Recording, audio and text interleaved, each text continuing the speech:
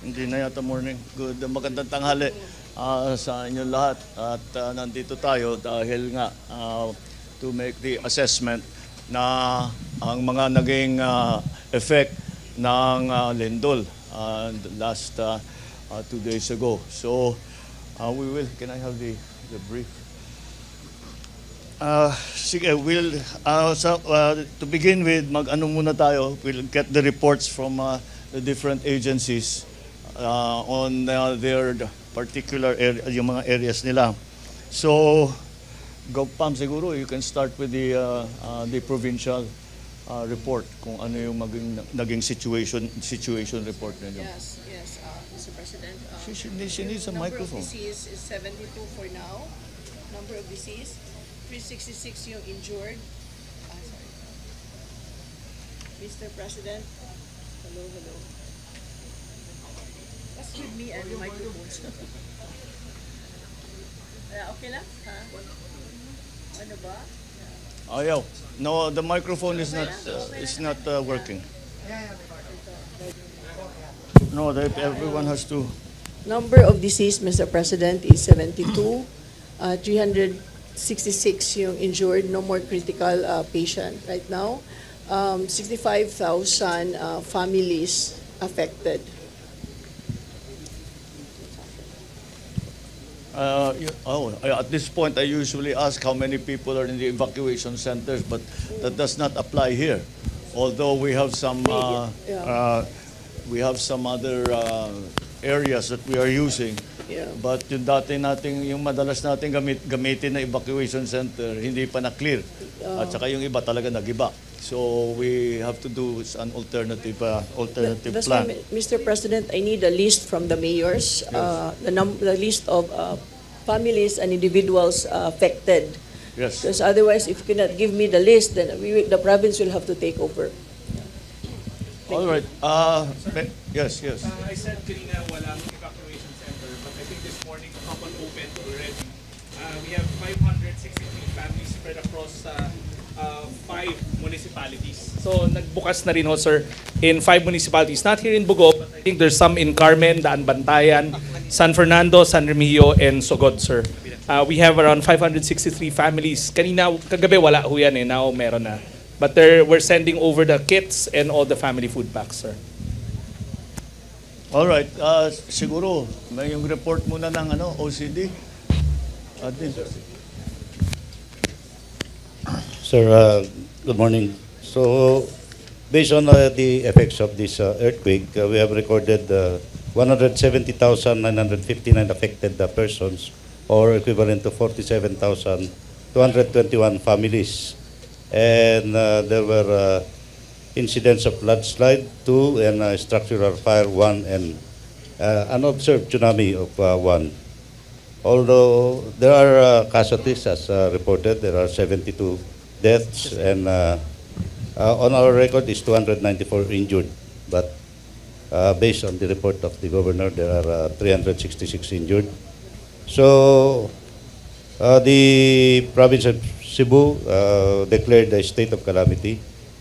We have opened 4 evacuation centers on our record, and there were 720 families inside evacuation centers.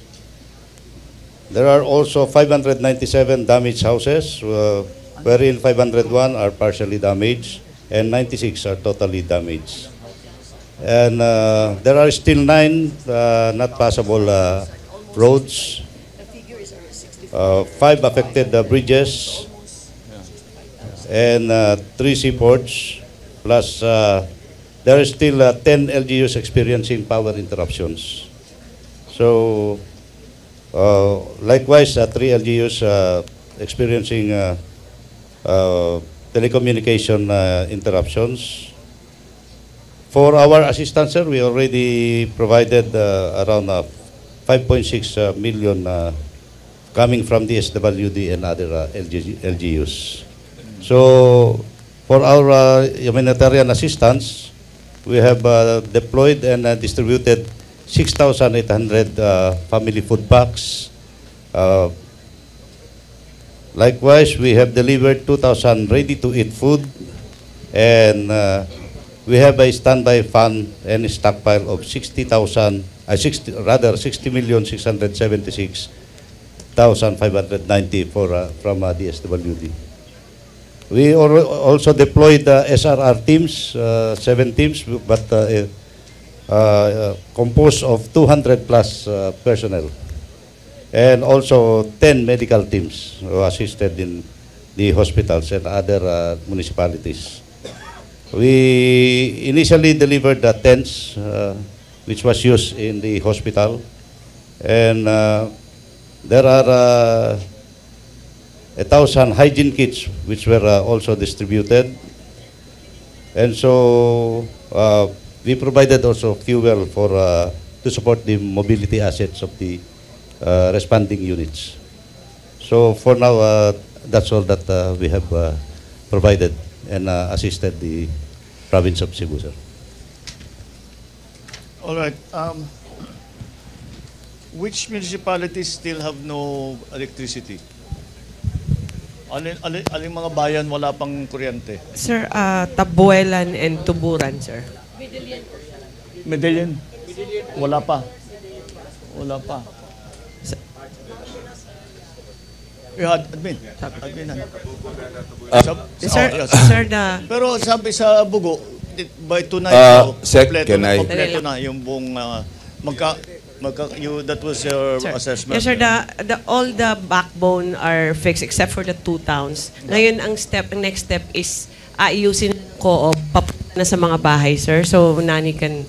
Yeah, sir, as of 6:25, we have 2 operational switchyards already, the Mantayan and Compostela. So transmission power generation is no problem.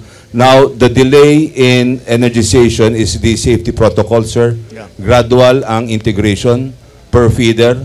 So, OP already finished 16 out of 24 feeders. So there are only 8 feeders left that will affect about 64,000 households. And the co-op will finish it by Friday. They have to check, papasadahan nila, sir, isa-isa. So just to make sure the household connections are not compromised. Here in Go City, by 12 o'clock, the 4 feeders will be operational already. So on all other areas, konti pasensya lang po, safety protocol lang po, hindi pwede biglain. There will be gradual. But there's no reason not for Sebeco 2 to supply the franchise area. No major damage in the distribution infrastructure except for one substation na nagkaroon ng leak, and it's only a minor repair. So hopefully by Friday we can have full integration of the power. ano lang siguro, Gov, is that to make sure, you just inform us kung yung hospital, if the municipio is still operational, that it's all energized. Water, hospital, and the municipal hall. Just because sometimes they report to us, so we can double check na rin. Thank you, Gov. All right. Yes, I think people understand that we have to be careful before we switch the entire system on. Yeah. Because baka magka-aksidente, may kuryente. But anyway, this is quite fast that we are able, mabilis na ibalik ang kuryente because critical yan. Ang nakikita namin that are still problematic are the distribution of water and food. But we have made arrangements already kung saan tayo kailangan, you will have to designate kayong mga mayor, you designate yung mga distribution center kung saan ibabagsak ng DSWD yung mga relief goods, yung mga food, yung mga water supply, kung ano pa, yung mga health kit, lahat ng mga binibigay natin sa mga non-displaced. Dahil according to the governor, the estimate of displaced families is 65,000 around the province. So that's what we are going, those are the people that we have to support until they find better accommodations and arrangements. Yes. Sir, sige, as Secretary. mentioned yesterday kay Gov and sa inyo, we have around 300,000 boxes ready to go. It's already in the province kasi it's produced in the province as well. Yeah. So all we need from the governor and the mayors will be saan namin i-deliver. But rest assured, we have more than enough food packs. We also have those small ready-to-eat boxes that's ready to go for areas na wala pang power. Mobile kitchen is on site. The water purifying trucks, I believe, is here. We're pulling out some more from the other regions. But sa food, sir, we're okay. We just need the help of the LGUs to do the last mile distribution.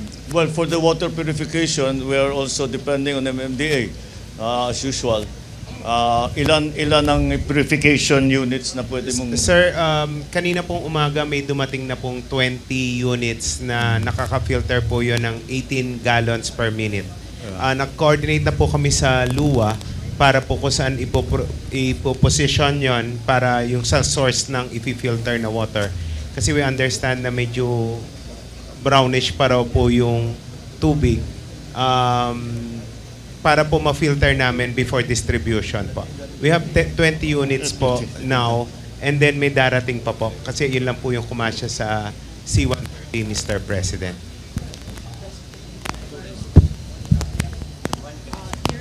You're correct, Mr. President.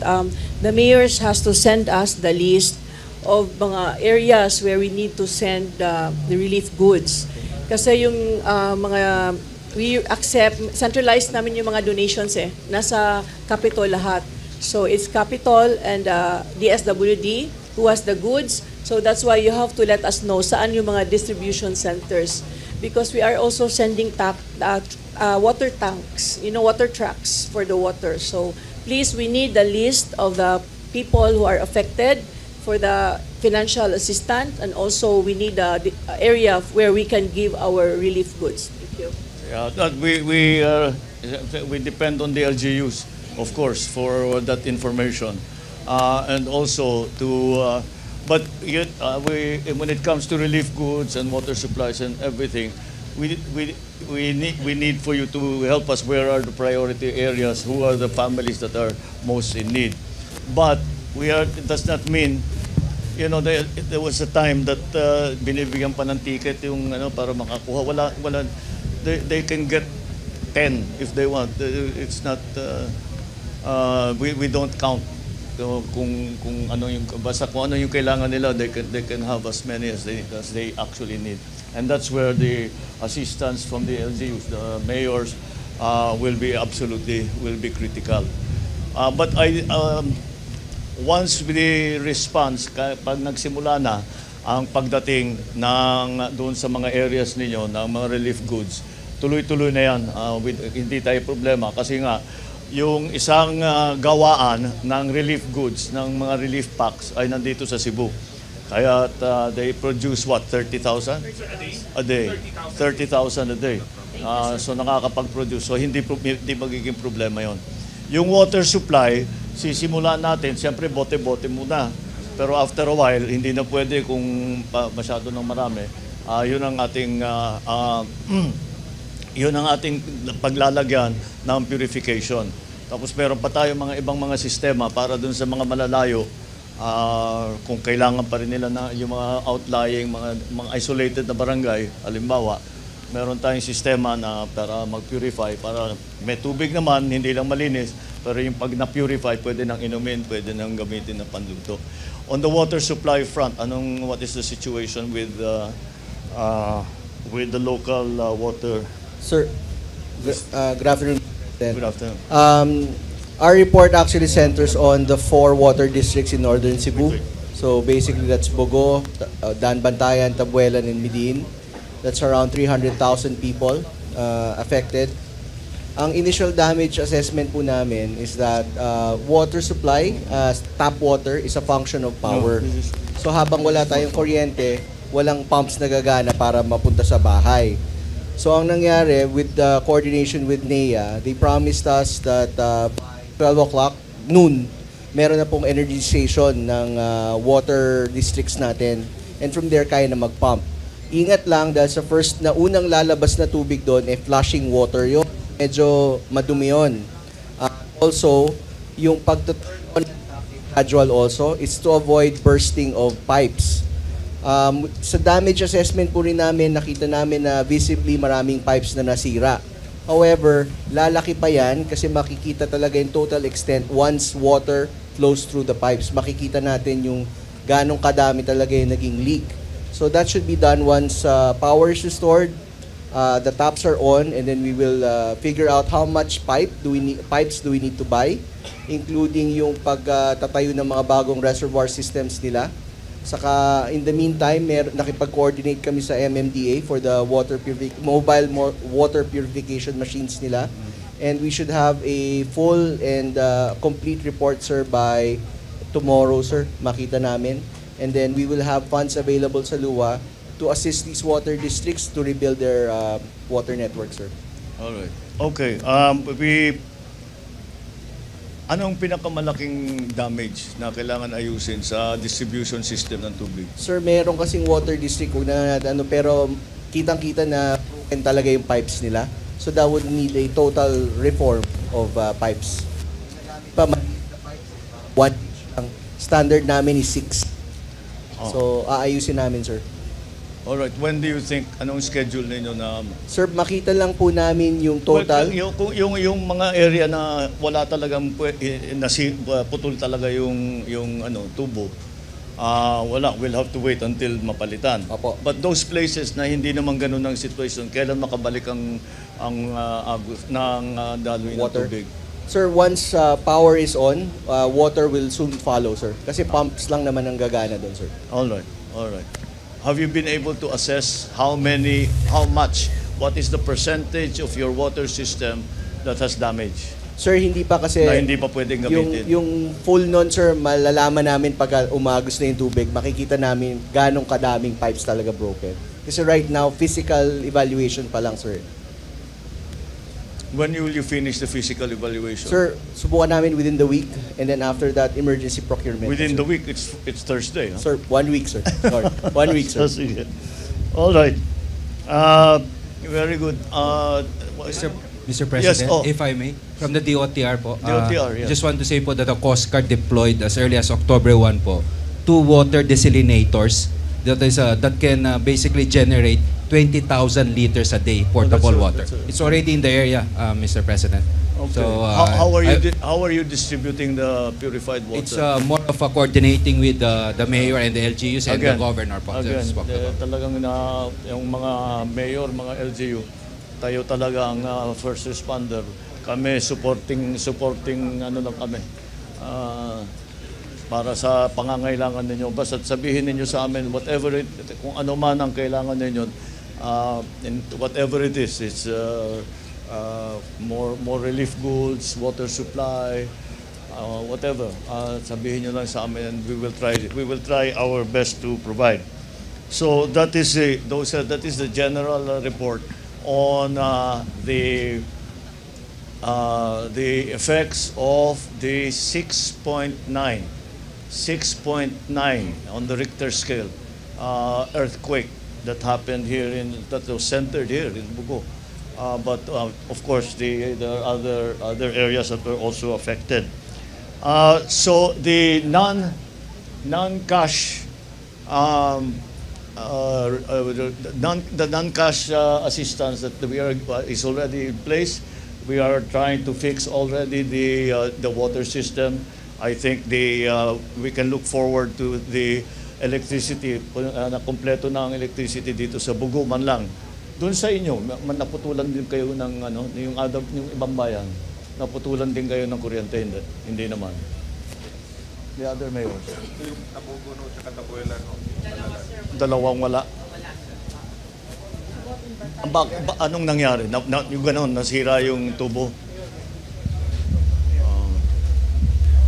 So, Bayan ng Tabugon, Mr. President. Good morning. Yes, we have no electricity also, Mr. President. All right. So, in that case, we know where to send our purification, our water purification units. Doon natin papadala, doon sa talagang wala pa talagang lumalabas. May pagkukuha na naman ng tubig, hindi lang malinis. Hindi, Mr. President, usually all our pumps are... Namimigay tayo ng ang tawag dito ng purification. Pati yung DOH nagbibigay din yung tableta na linalagay sa tubig. Na aquatabs para linilinis yung ano. And it's one tablet per jerry can. I understand. Yeah. Sige. So, yun ang maging ratio. Basta kung gusto nyo pang manigurado, pakuluan ninyo. Pakuluan ninyo, saka nyo lagyan ng tableta. Yun, pwedeng, sigurado yun. Yung mga, I'm sorry? Parang swimming pool, parang napainom ka ng tubig, swimming pool. Yes, all right. We will again ask the local governments where are the critical areas where we have to bring our water purification units, because those are the essential food and water. First of all, kuryente will be done by the end of the day. And now, alam ko, at this point, lahat ng pondo ng ating ng probinsya, ng lahat ng local government, ubos na. O mauubos na. Dahil yung gagamitin nyo sa ibang bagay, napilitan kayo mag-realign para tulungan ng ang mga tao ninyo. So, I am from the Office of the President. We are donating 50 million to the province sa Bogo, sa Bogo City, Sugod, San Remillo, 20 million pesos each. 10 million pesos for Bantayan, Daan Bantayan, Madridejos, Medellin, Santa Fe, Tabugan, and Tabuelan. And 20 million pesos for all the DOH hospitals para makapag-recover. And 5 million pesos for each provincial hospital. So that's the added. Besides that, in-instructionan ko ang LGSF, ang DBM, mag-release ng local government support fund in the amount of 150 million pesos for the province of Cebu and 75 million pesos for San Remigio, Bogo, and Medellin. I think baka the other municipalities, ikaw nang bahala to find out what are the needs, and then you tell us. This is only an initial release. We are contemplating further releases that will be coming, that will be in the pipeline. Kasi naman, kung magbabagsak kami ng masyadong malaki, hindi magamit kaagad. So we'll just according to need, and we will depend on the province to give us the ongoing situation reports para alam namin kung anong gagawin. So ang naging mahirap dito sa sitwasyon ng lindol, galing lang kami sa Masbate. Tinignan namin yung bagyo naman, malaki din ang sira. Pero ang kaibahan, ang sira doon ibang klase, agricultural, yung power supply, water supply. Pero meron kaming evacuation center dito. Hindi tayo nakakasiguro sa mga evacuation center natin. Kaya ang gagawin namin, maghahanap tayo kung saan man yung mga, ito nga 65,000 displaced families, kung saan man sila, maglalagay tayo ng mga tent. Ito yung tinawagan ko ang dating senador na si Dick Gordon na siyang namumuno ng Red Cross. At sabi niya, makakapagpadala siya kaagad ng mga tent, yung ginamit ng COVID. Wala nang COVID ito, safe na ito. Pwede nyo na talagang gamitin para doon sa mga nasiraan ng bahay at ayaw pang bumalik doon sa kanilang bahay. Bawat lugar na yan, lalagyan din natin ng distribution para sa relief goods, para sa tubig, lalagyan natin ng genset, all of lahat ng mga necessities para sa mga na-displaced. Kaya yun ang pinakamahirap dahil mas mahirap repair ang infrastructure. Ito. Yan ang mga nagiging problema natin. Ganyan na yung City Hall. Ito palagay ko hindi na magamit ito. We will have to demolish the whole thing. Balik kayo dun sa luma. You will have to return to your old City Hall. Municipal Hall pa nun. Oo. But anyway, that's the problem that we are having with the effects of the earthquake. It's really about the infrastructure that will take time to be rebuilt and to be rehabilitated. We even have to worry about we passed by the cathedral and meron din mga heritage site na nasira. So we will have to see what we can do about that down the road. Meron pa ba tayong search and rescue na ginagawa? Wala na, tapos na. Do we still have? The SNR stage. We already terminated Okay, the search and alright. rescue, sir. Okay, all right. So while we are deploying deploying the water purification systems, we will also provide. There will be water tankers there already. Meron na kayong pinapadala from the city, di ba? From the province. So, mga water treatment truck, mobile kitchen, nakita ninyo sa ibang lugar, meron na tayong, kahit na meron tayong ready to eat na family pack, at saka meron tayong relief good na family pack, na naglagay din tayo ng mga tinatawag namin na mobile kitchen para meron naman makain na mahirap naman puro dilata lang ang kinain, lalo na yung mga bata. So we have put that up. And everywhere that there will be a gathering of evacuees, maglalagay tayo ng medical team para bantayan sila. Kung kulang yung medical team, we will have them go around to the different sites para lalo na para in case because alam naman natin pagka yung ganyan na masikip dikit ang tao, magkasakit lang yung isa, mabilis maghawa. So we'll keep watch on the general health. Mobile primary care. Yeah, tama. Meron nga pala tayo nun. Oo, Cebu Hastat pala. Oo. Ayun, yun. Saan nyo linagay? Saan nyo dinala? Nandun sa ano, sir? Oo, sige. Gamitin natin ito. Yung binigay ni FL yun sa... Ang isa pang bagay na lagi naming inaalala kapag may ganitong klaseng sakuna ay ang medical care, yung supply ng gamot. Kaya ang DOH gumastos na ng 1 milyong piso halaga para sa gamot, para sa mga medical supplies.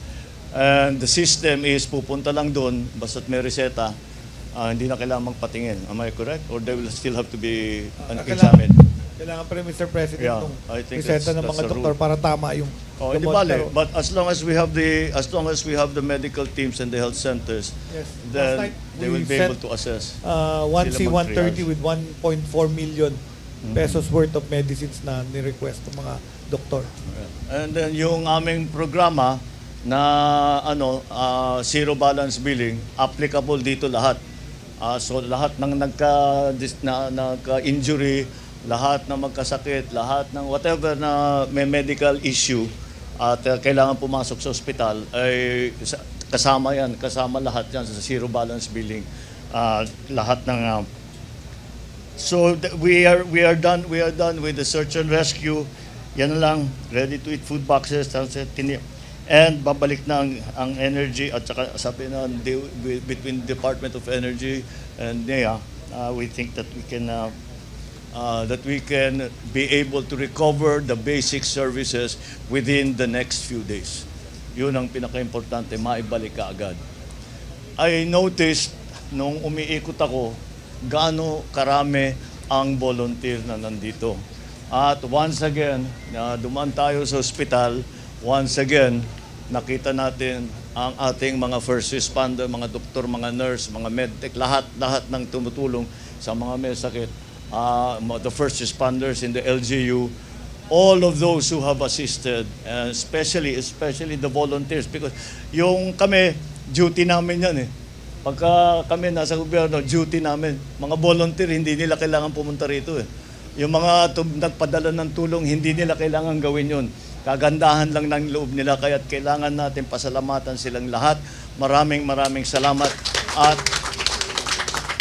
kung hindi sa tulong ninyo, siguro meron din masasabi natin na salba na buhay dahil sa tulong ninyo. So we once again demonstrate the Filipino spirit of bayanihan. And lahat ng kung ano mga issue na pinag-uusapan ay basta Pilipino, and then isasantabi lahat muna yan para tulungan ng kapwa Pilipino. And that's what we are seeing once again. And that's why I want to put out, I think the expression these days, shout out to all our volunteers. And thank you very much for all of that you are doing. All right. Yes, come. I'd like also to take this opportunity, Mr. President. First, I was here during the aftermath together with Governor and Mayor. I would like to thank also the national government, the agencies. Less than 24 hours, andito na lahat andito na lahat ng tulong. And with our distribution centers, if I may also add, Mr. President, so that it will be faster, especially in the far-flung barangays, maybe I could also advise the mayors, we can divide it into three tulong centers or distribution centers. It would be easier for DSWD and all the national agencies to bring all their help, the government, the local government, the provincial government, so that it would be faster na dumating sa mga coastal and mountains. We have coastal and mountain barangays, Mr. President. Really, ang division of labor pagka ika nga dito ay pagka yung more or less yung last mile, LGU. Yes. Kasi kayong nakakaalam kung sino yung uunahin, which barangay has been isolated for 2 days, wala nang pagkain, 2 araw, alam ninyo yan. So that's where the guidance, that's why we need your guidance. And then even in the, kahit doon sa actual na distribution, kailangan lahat ng mga tao ninyo, lahat ng mga municipal, city, and provincial employees, we also need that help because we need the manpower para mabilis nga ang pag-distribute. So we will do that. Meron tayo, we will have centers where basically bibigay namin sa LGU. Basically bibigay namin sa LGU. Kung kailangan nyo ng tulong sa pag-distribute, tutulong kami kung kaya namin. But again, we depend on the LGUs for the grassroots assistance, yung what we refer to sometimes as the last mile. So I think we'll be able to do that. I will be going to Congress because after coming from Masbate and coming from Cebu, I will be going to the Congress, the House and the Senate, para makapagbigay sila ng emergency funds. Alam ko yung mga QRF, yung mga QRF ng ibang mga agencies paubos na. So, magre-release tayo ng QRF, yung Quick Response Fund na ginagamit namin para immediately. Dahil especially sa pagdating ng dalawa, ng Nando at saka nung Opong na bagyo na talagang napakalakas. Tapos ito pa, nasabayan pa ng 6.9 intensity ang lindol. Kaya yung QRF para meron kayo magamit, we will have it released as quickly as possible. I spoke to Sec Mina already yesterday and this morning, and she's making all of those arrangements. All right. So, is there anything else? Yung lalo na sa mga LGU, meron pa ba kayong kailangan sa amin na gusto ninyong para malaman namin para maumpisa na namin i-arrange yan? Last thing, Mr. President, I think I can speak in behalf of all the mayors of the 4th District and including the 5th District. Andito yung Sogod, also na natamaan din, and Bourbon. I would like to thank you, Mr. President, and your team for helping us. Less than 72 hours, we are all here. May ilaw na along the highway and may power na. Ang daming tulong. Thank you very much, Mr. President. We had to split the team because half went to Masbate with me yesterday. The other half came here immediately. The Secretary Gilbert was, I think, the first one to arrive here. Because because when I received your note, I told him, wag ka nang sumama muna sa Masbate, doon ka sa Cebu because it's a different kind of a response that is required. On that note, hello. On that note, Mr. President, thank you so much for responding that evening of the earthquake, and to all the national agencies for being here right away and helping us with the rescue operations. To all the donors and the volunteers, thank you ever so much, Mr. President, and everyone from the bottom of our heart, from the provincial government.